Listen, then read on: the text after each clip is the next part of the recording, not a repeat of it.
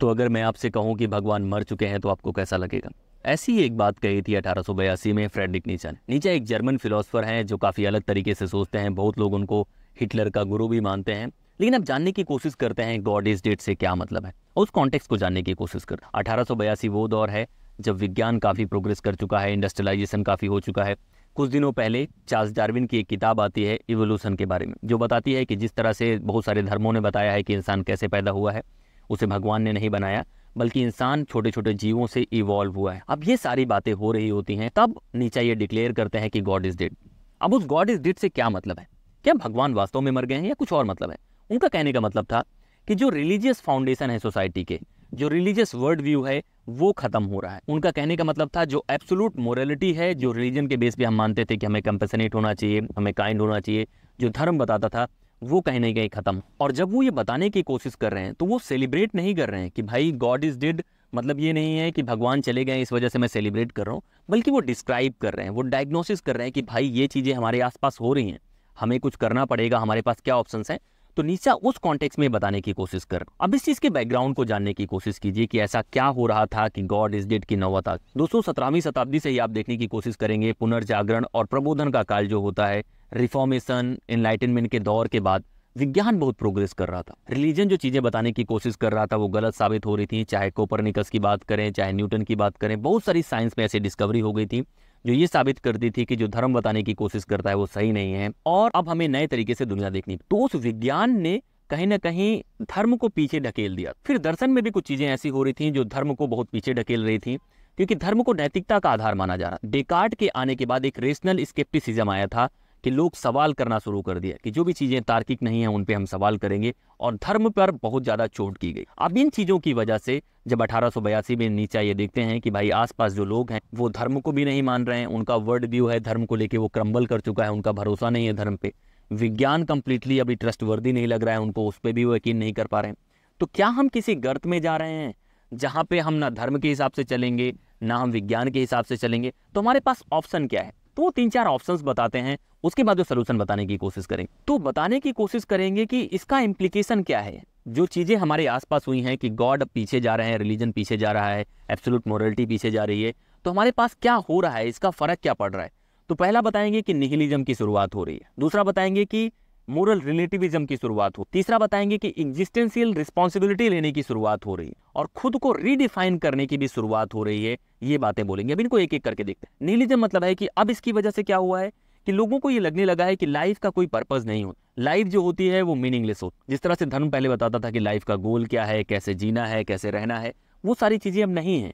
तो हमें life meaningless लगती है, हम अपने काम से उसमें मीनिंग दे सकते हैं। इसकी वजह से दूसरी बात आती है कि अब लोगों को खुद सोचने का मौका मिल रहा है, वो खुद के एग्जिस्टेंस के बारे में सवाल कर रहे हैं और खुद रिस्पॉन्सिबिलिटी लेंगे कि हम अगर क्यों जी रहे हैं। पहले जब गॉड थे या रिलीजियस डोमिनेटेड वर्ल्ड व्यू था, तब हमारे पास एक मतलब था कि हम जिंदगी में क्यों हैं, हम क्यों पैदा हुए हैं, क्यों मर रहे हैं, क्यों दुनिया बनी है। इन सब बातों का जवाब था हमारे, लेकिन अभी जवाब नहीं है, तो हमें ये जवाब खुद सोचने पड़ेंगे। तो जो एग्जिस्टेंस के बारे में क्वेश्चंस हैं वो हमें खुद एड्रेस करने पड़ेंगे, रिस्पॉन्सिबिलिटी लेनी पड़ेगी। तीसरा जो बात है वो है मोरल रिलेटिविज्म। पहले जब धर्म रहता था तो धर्म ने ये बता दिया कि ये सही है, गलत है, सब लोग उसी को मान रहे थे।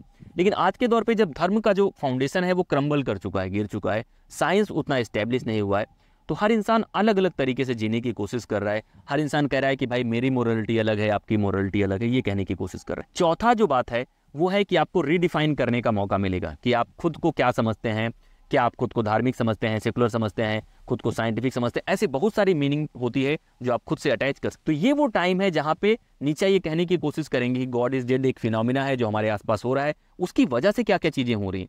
अब वो बताने के बाद फिर आपको बताएंगे कि इन चीजों से बाहर आने के तरीके क्या होते हैं। उनमें से जो सबसे इंटरेस्टिंग कॉन्सेप्ट है वो है उनका ओवरमैन का या सुपरमैन। अब ये एक कॉन्सेप्ट है जो ये कहने की कोशिश करेगा कि भाई जो भी आपके पास ये मीनिंगलेस वर्ड है, जो यूनिवर्स क्रम्बल कर चुका है या खतरनाक दौर से हम जो गुजर रहे हैं, उसमें वो इंसान जो खुद को रीडिफाइन करेगा, इन चैलेंजेस से फाइट करेगा और बाहर आएगा, खुद का एक मीनिंग बनाएगा, खुद की एक लाइफ डिफाइन करेगा, वो होगा सुपरमैन। तो ये तरीका है कि आप उन चीजों से फाइट करें, खुद के लिए मीनिंग तैयार करें। दूसरा उन्होंने कॉन्सेप्ट दिया अमर 40 का, मतलब है कि लव फॉर फेट, कि जो चीजें आपके आसपास हो रही हैं उनको एम्ब्रेस करो। मतलब यही उम्मीद करना कि लाइफ में सब अच्छा होगा, सब रिलीजन के हिसाब से होगा, ये सही तरीका नहीं है।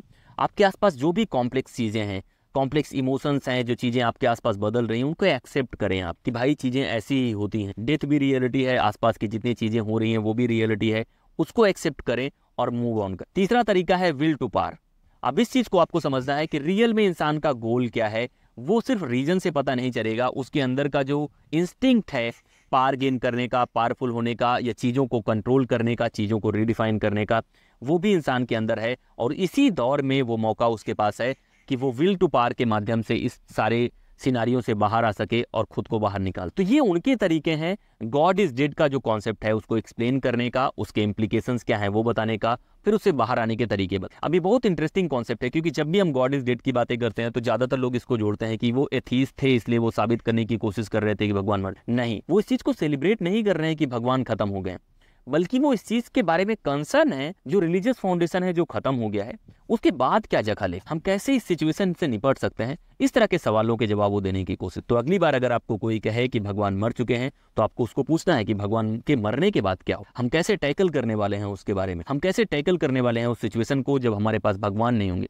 क्योंकि आज भी अगर लोगों से आप मिले, वो अपनी कंडीशन को खासतौर पे भारत में भगवान के साथ जोड़ते हैं, अपने जन्म को, अपनी मौत को, अपनी जो गरीबी है, अपना जो प्रोग्रेस है, हर चीज को भगवान से जोड़। तो अगर कोई ऐसा दौर आ गया जब उनका भगवान से विश्वास उठ जाएगा, उस कॉन्सेप्ट से विश्वास उठ जाएगा, तब वो इन चीजों से कैसे टैकल कर। तो आपको कनेक्ट करना है कि अगर आपके सामने वो सिचुएशन आई तब आप कैसे टैकल करेंगे उन चीजों को। तो आपको कमेंट करके बताना है कि क्या वास्तव में आपको लगता है कि भगवान मर चुके हैं, या अभी लगता है कि नहीं भगवान फिर से पैदा होंगे, या भगवान जिंदा है। इस तरह के सवालों के जवाब आपको खुद देने पड़ेंगे।